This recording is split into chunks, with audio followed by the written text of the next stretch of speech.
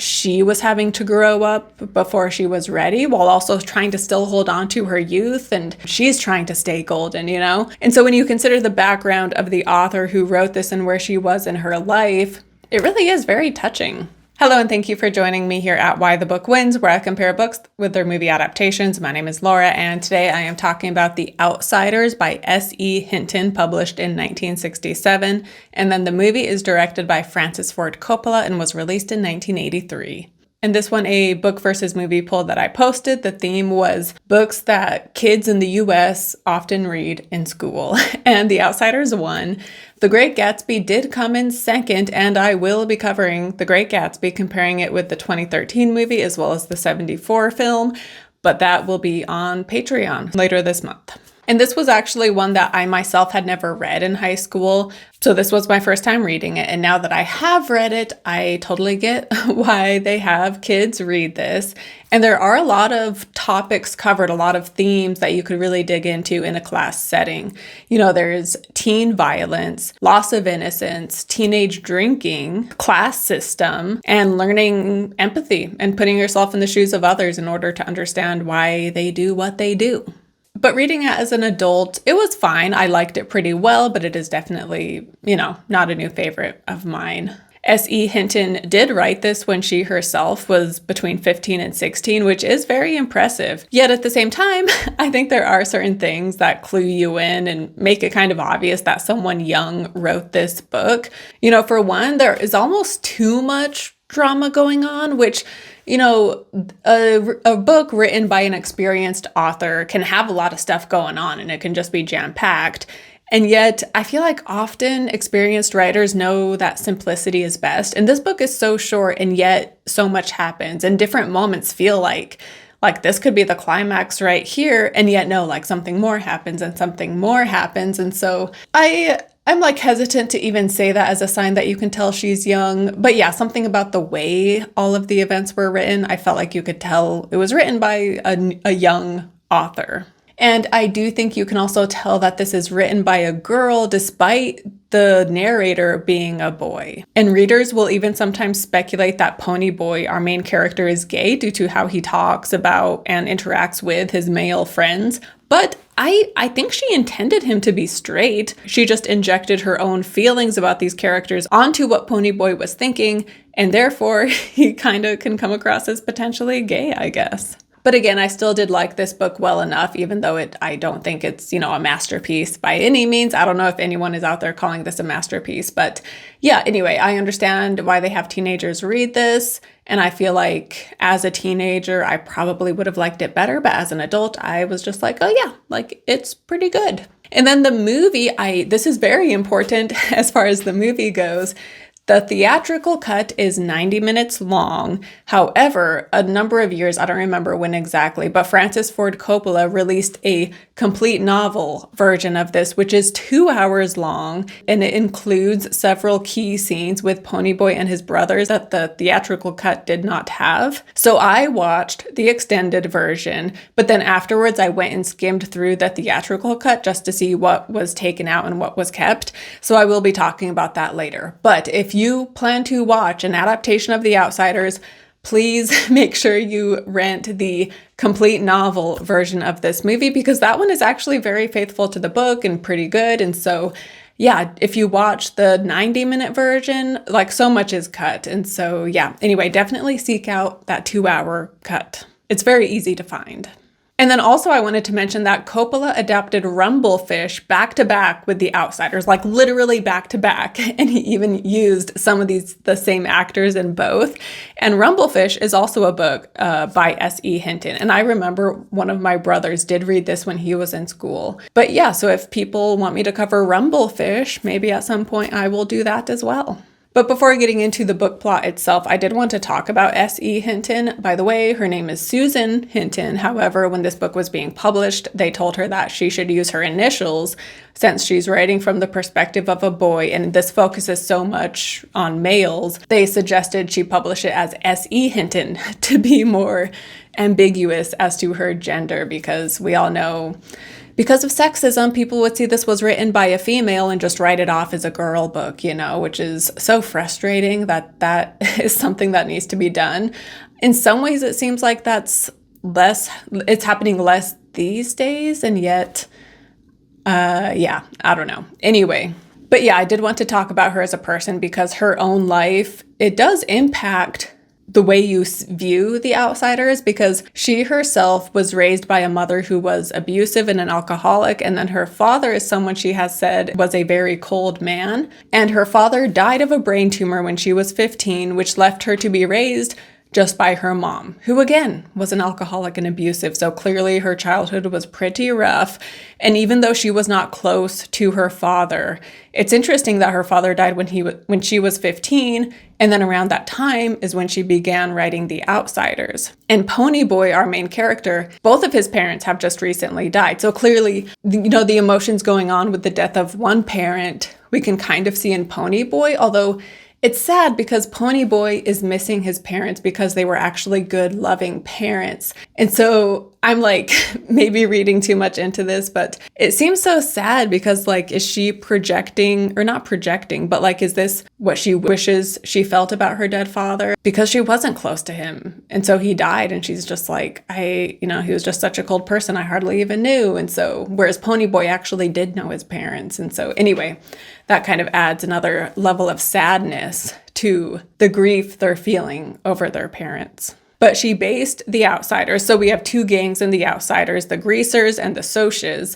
The Greasers are, poor and rough and tough, whereas the Socs are the rich kids. Obviously, she wrote from the perspective of the Greasers because she herself, coming from, the wrong side of the tracks type of thing, that would have been the group she would have been part of had she been part of a gang. And so it makes sense that they were the ones that she was sympathizing with. And also the Socs, are on the outside, they look like the great kids who, don't do anything wrong. And so it makes sense too that she wanted to write a book that empathizes with the Greasers, who were often the ones seen as the bad kids because their parents weren't these rich, influential people the way that the Socs were.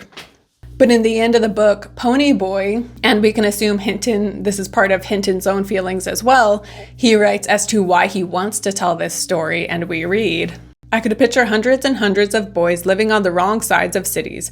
Boys with black eyes who jumped at their own shadows. Hundreds of boys who maybe watched sunsets and looked at stars and ached for something better. I could see boys going down under streetlights because they were mean and tough and hated the world, and it was too late to tell them that there was still good in it, and they wouldn't believe you if you did. It was too vast a problem to be just a personal thing. There should be some help. Someone should tell them before it's too late. Someone should tell their side of the story, and maybe people would understand then and wouldn't be so quick to judge a boy by the amount of hair oil he wore. It was important to me." And so, yeah, even though, again, you can tell this is written by someone who isn't an experienced writer, and yet at the same time, you can tell that this was something very personal to her as she wrote this. And so I think that's one of the things that has helped it stand the test of time, is it was something so important to her and something so heartfelt. And so, yeah, anyway, this is a book I would recommend. And again, I would recommend the extended version of the movie as well. But from here on out, let's now get into the details of the plot, which means there will be spoilers going forward. So in both, we are introduced to Ponyboy, who is a 14-year-old greaser whose parents have just died. He is being raised by his 20-year-old brother, Daryl, and he has another brother just a few years older than him named Soda Pop, who is a high school dropout. And the fact that their legal names are Ponyboy and Soda Pop kind of feels like another thing that clues you into the fact that this is written by a kid. Because what full-grown adult would legally name their kids that? I have a hard time. I mean, I'm sure there's parents out there who have given their kids names like this, and yet it also seems like unrealistic. But it did make me think of George from Seinfeld, because he says he wants to name one of his kids Soda and Seven. And so, it did make me think of George. So maybe it's not so far-fetched since the character of George wants to name his kid Soda. But anyway. But at the start, we see Ponyboy get beat up by some members of the Socs, but then some greasers come in and rescue him. And then he later goes with his friend Johnny and Dally. So Dally is an adult, but Johnny is 16, and he is very shy and reserved because he comes from an abusive home with parents who don't care about him. which I think this aspect of Johnny's character definitely reflects S.C. Hinton's own home life as well. But yeah, so the three of them go to the drive-ins, and Dally starts bothering two teen girls sitting in front of them who look like Soches. But Johnny actually steps in and he tells Dally to stop. And coming from Johnny, who is so quiet and reserved, Dally is surprised he even said anything, and so he takes note. But also one of the girls is not putting up with Dally's crap, and so she is also putting him in his place, and so he eventually leaves. But the main girl here, her name is Cherry, and she and Ponyboy, once Dally leaves, she and Ponyboy hit it off and they talk and connect through the night. And then when a group of them, so Cherry and her friend, Johnny, Pony, and then another greaser named Two-Bit, they're walking home from the movies when a car comes up, and Cherry's boyfriend of sorts, who is a Soch, he drives up with his friends and he is drunk and he is telling her to get in the car, and then like they almost break out into a fight, but Cherry doesn't want them fighting, so she agrees to just go with her boyfriend as a way to keep the peace.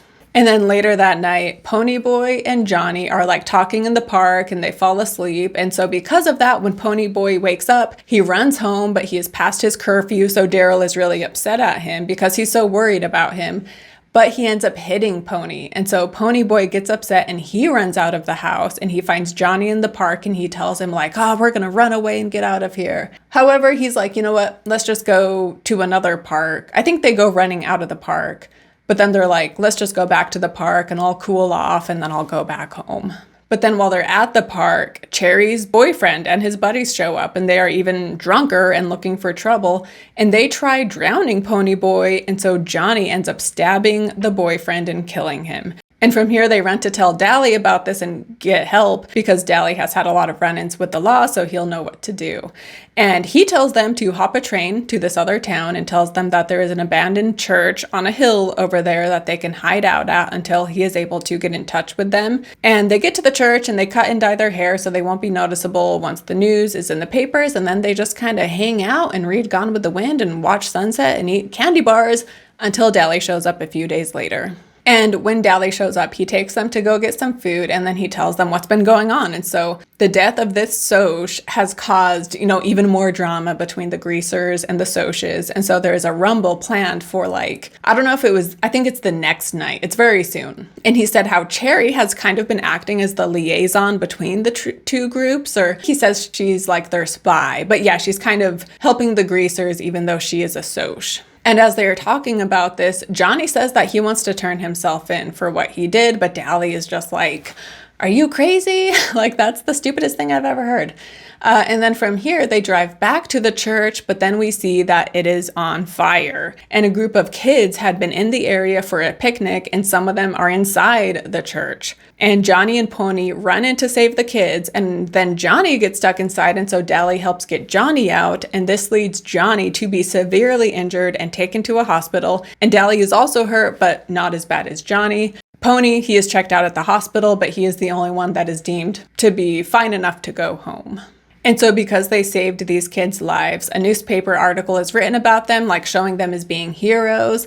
But then also it comes out about, Johnny killing another teenager. But there will be a hearing for the murder, however, because they were acting in self-defense and because they were trying to drown Ponyboy. And so they feel optimistic about the hearing. The only risk is that the court will deem Daryl as being an unfit parent to Soda Pop and Ponyboy. And so they are worried that even if they get off for the murder of this kid, they're worried that they will be separated because of it. So that's like the biggest threat with this hearing. But then the upcoming rumble happens between the greasers and the Soches, and the greasers win, and Dally, he breaks out of the hospital so he can be part of the fight. But then after the fight, he grabs Ponyboy and he's like, we gotta hurry and get to the hospital because Johnny is doing real bad. And so they show up to the hospital right as Johnny is taking his dying breath, and Dally is so hurt by this that he takes his unloaded gun and causes drama, which leads him to be shot by the cops. And then we have the hearing soon after this, and Johnny, who is now dead, and Pony are determined to be innocent as it was in self-defense. And Daryl is still deemed a fit guardian, so basically all's well that ends well. And then Pony, he had been failing one of his classes because obviously he has a lot going on right now. But the teacher tells him, if you write a paper sharing a personal experience, I will pass you. And so in the end, he decides he wants to write about the last week or so of his life and everything that has happened.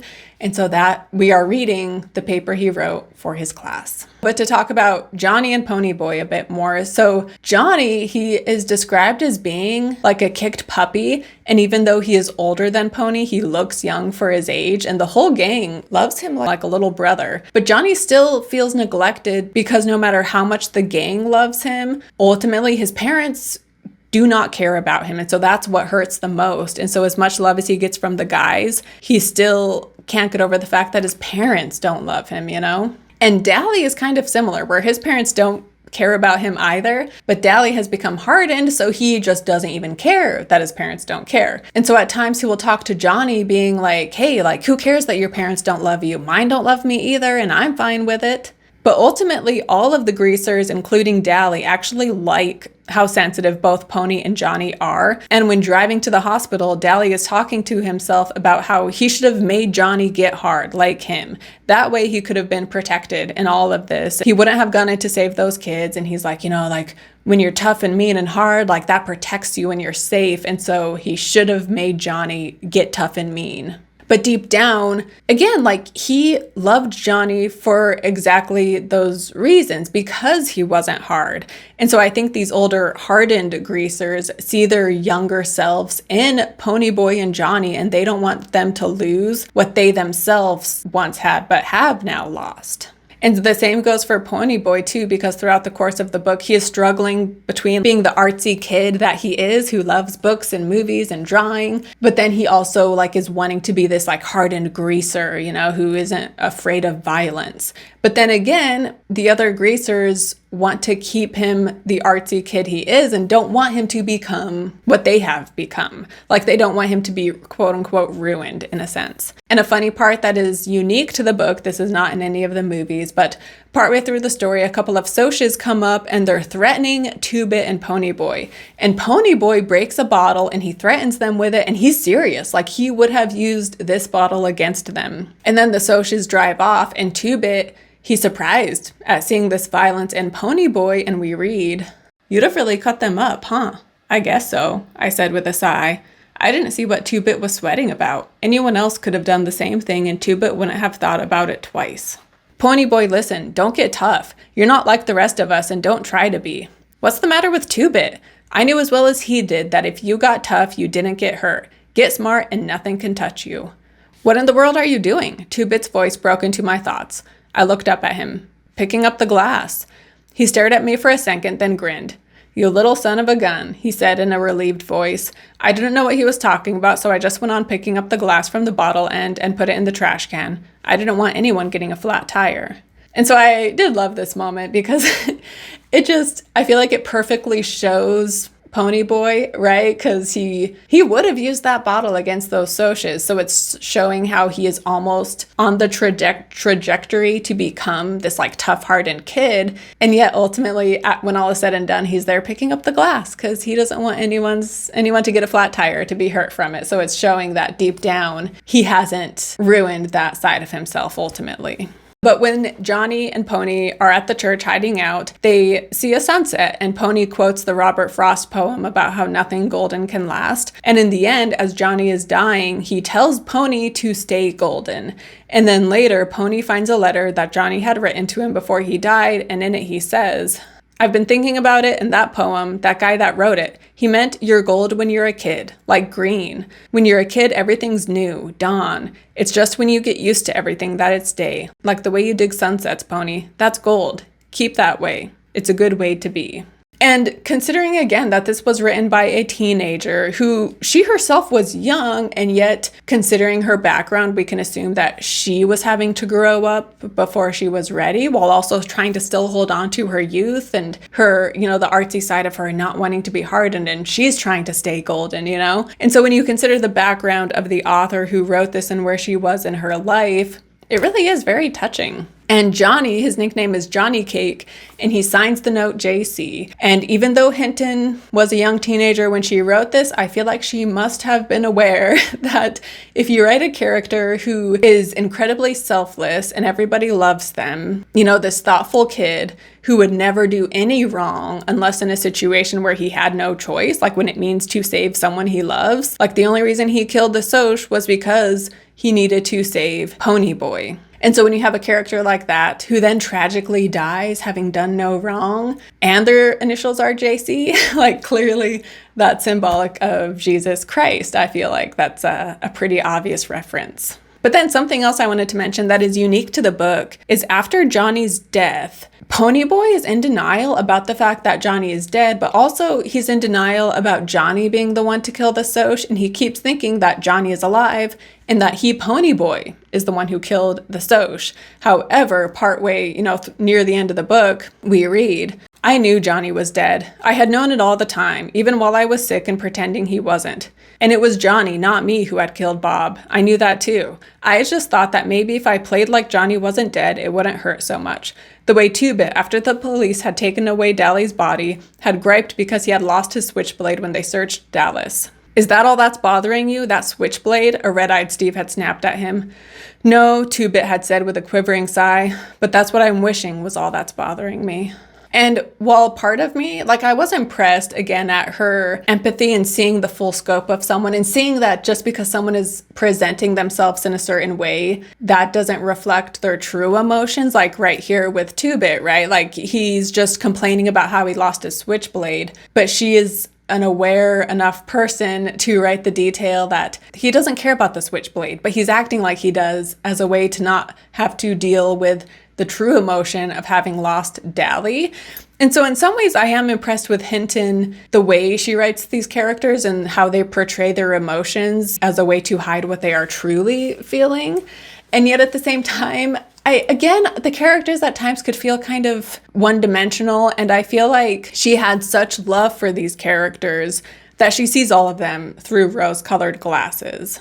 Because, in reality, not all gang member greasers were just misunderstood softies, And even when Dally is harassing Cherry, that wasn't written like we should be upset with Dally. It was kind of just written like boys will be boys kind of a thing. And it's interesting, too, that there is a moment when a Soch who was friends with the guy who got killed, he's talking to Ponyboy about how he's done fighting now.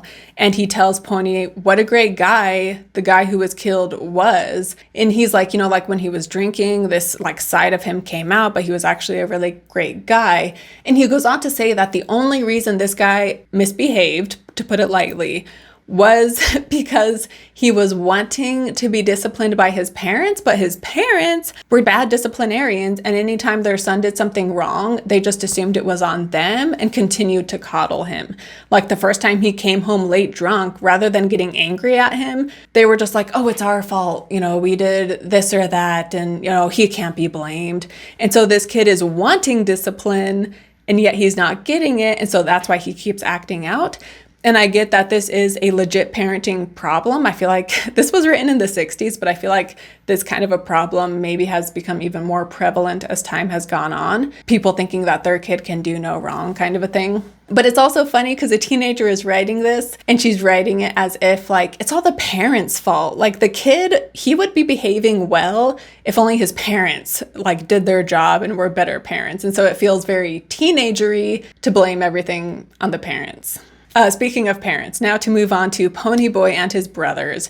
So Daryl, he is always being tough on Pony, and Pony thinks Daryl hates him, when really, as Ponyboy realizes by the end, Daryl is just that way because he feels so much responsibility. Plus, he also works a manual labor job, and so he's just so tired every day from all the work he's doing. And yeah, he just wants to make sure that Pony stays safe because that's a lot to be on the shoulders of a 20-year-old. And we also hear in the book how Daryl would have been a Soch if not for his family already being part of the Greasers. And so in some ways, because in high school he was an attractive jock and so he should have been part of the Soches. And yet his family kind of held him back from being part of, the better, higher class gang, so to speak. And then you have Soda, who is often the middleman between Pony and Daryl because he understands both of them. Pony can open up to him and Soda gets it, but he is also close to Daryl and sees his perspective as well. And at the start, Soda is trying to be the mediator between the two. But in the end, Daryl is getting after Pony, saying how life can't stop just because someone dies. And Pony gets upset and he tries to bring Soda into it, but Soda just can't take it anymore. And so he snaps and he just runs out of the house. And Pony and Daryl catch up to him and he tells them how it's exhausting being the middleman between them. He feels like he's just being torn apart. And so they have this moment, it's a turning point in their relationship where they realize how much they need each other and how much they love each other and realize, the way Pony and Daryl had misunderstood each other. And so they come to a point of new understanding and new appreciation for each other. And also realize that, they're back and forth, like they're seeing how it's hurting Soda, and everybody loves Soda. And so they're like, wow, like they didn't realize the effect this was having on him. And so, yeah, this is a turning point in the relationship. And then they go home and it seems like things will be better from here on out. And the theatrical cut of this movie does not have this ending with Ponyboy and his brothers. It also does not have the beginning. When he leaves the movie theater, he gets beat up by the Socs, and then, his brothers and the greasers come in and save him, and then we see him interacting with his brothers, and then we're introduced to all of the greasers, basically. And this was a great way to start the movie, so it's too bad that this got cut. And then again, that end scene, was really important for this side plot going on with the brothers. And so, yeah, it's too bad that the theatrical cut didn't have that. The theatrical cut also does not have the hearing, which makes no sense. Like that plot line is just dropped entirely. Like, is it talked about in voiceover, I guess, maybe? But yeah, we don't actually see the hearing the way we do in the extended cut. And in the theatrical version, we also do not see the teacher giving Ponyboy this assignment. And so in the end, when he starts to write, I feel like it almost could feel sort of random in a sense, where it's like, oh, now he's just starting to write. Whereas in the extended cut, the book comes full circle, and that's what the extended cut does as well. And so, yeah, it's just very beautiful. And again, I love when things come all the way around. And so the extended cut really captures the way the novel is formatted in that way. But then to talk about Cherry, she isn't a prominent figure really, but I feel like she is still worth talking about. So her boyfriend, again, is an aggressive jerk. But when he dies, she, kind of like the guy's friend, she tells Pony, like, you just saw one side of him. You saw the bad side, but there was another side of him that was actually really great and people loved to be around him. And she says how the alcohol is just what brought out this ugliness within him. And I'm pretty sure Cherry is the one in the book who's talking about like, oh, like, why are teenagers able to get access to alcohol? And she says how, it's illegal and yet it's so easy for them to still get it. And coming again, S.E. Hinton, she had an alcoholic parent. And so seeing the ugliness of alcohol, especially when you're a kid, having to grow up with that, like it's so sad and so horrible. And so reading this part too of a character talking about teenagers who are impacted by alcohol, yeah, it was just so sad. But then something else about Cherry. So after, when she first meets Dally, and then afterwards she's talking to Pony, and she and Pony are really connecting. But then when she parts ways with Pony, she tells him, I hope I never see Dally again, because if I do, I would probably fall in love with him. And Pony is struck dumb by this comment because he's like, what? Dally was being a jerk to you, and you and I are connecting, and yet here you are saying that the reason you're so mean to Dally is because you feel like you could fall in love with him. But clearly, given her Soch boyfriend, clearly Cherry has a thing for the bad boys. And given the way Hinton writes these characters, it seems that she shared Cherry's sentiments, and that is why she writes all of them in such a positive light, even the crazy ones like Dally.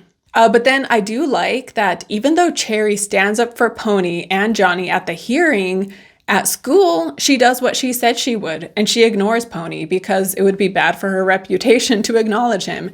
And this scene is, in the book, but then it is also in the extended cut of the movie. And so I just like the reality of this, right? Where outside of class, they might talk and hang out, and she'll even go to court and defend him. But when it comes to high school life, it's another ball game. But when it comes to book versus movie, so again, I think As I've talked about this book, this happens a lot where maybe initially I'll read a book or finish a movie and I'm like, oh yeah, like that was pretty good. But then as I'm working on my videos, it gives me a whole new appreciation for it oftentimes. And so that's kind of what's happened with The Outsiders, where when I initially finished it, and even when I started writing my script, I was like, yeah, like it was fine. It was pretty good, but nothing amazing. And yet the more I talk about it, and something maybe too about actually talking about it, because it's one thing to type it out, but then when I'm actually talking about it, sometimes I soften up towards the material and realize that maybe it's better than I thought it was. It just gives me another appreciation. Like the more you dig into something sometimes, the more you appreciate it. And so, yeah, even though I said that for the most part, this book, like I thought it was pretty good, but nothing amazing, I would still stand by that. And yet, I would also still recommend this, regardless of your age. Like, I think it makes sense that teenagers connect with this so much. And like the writing critiques, I feel like a teenager is less likely to notice and complain about those things. And also, I would say that for me personally, when reading the book, both when Johnny dies and when Dally dies, I wasn't all that broken up about it. And so I think you're definitely supposed to be upset and sad and heartbroken, and yet I wasn't. So that's another mark against the book, is that it didn't impact me as much as it was supposed to. But again, I think this is something that a younger audience would be more impacted by. Basically, despite my critiques with the writing of this book, at the same time, I really liked it. And it's written from the perspective of someone who is 14. And so also the way they talk and the way they write makes sense because she's writing from someone who is that age, And so it's very fitting. But then the movie I really liked as well. Again, Asterix being the complete novel version of the movie I really liked. And it is such a star-studded cast. I will say the guy who plays Ponyboy was probably my least favorite, which kind of sucks given he's the main character. But we have Patrick Swayze, Rob Lowe, Matt Dillon, Tom Cruise in a pretty small role, but Ralph Macchio, Emilio Estevez, and Diane Lane, who plays Cherry, and she just looks so pretty in this. And so, yeah, I think it's a great cast, and everybody, again, aside from Ponyboy, I think is perfectly cast. And so I thought they did a great job with that. I will say there were times when the movie could get a bit schmaltzy, like when he's reading the letter from Johnny and we see Johnny off to the side, Ralph Macchio saying the letter. And then when he starts talking about Dally, we see Dally on the other side, in a transparent kind of image. And it was laying it all on a bit too thick for my taste. And so it was a bit cheesy.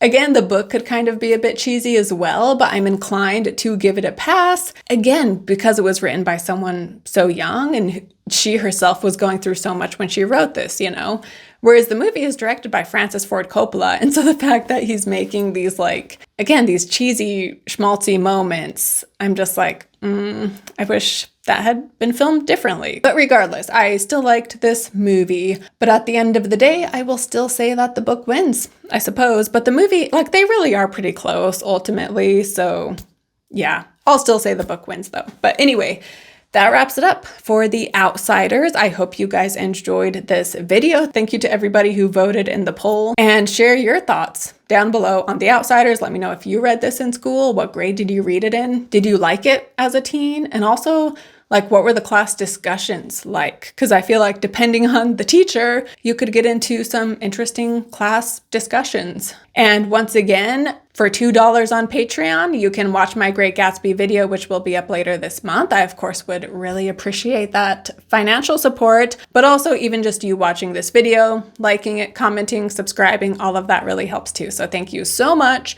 and I will see you next time.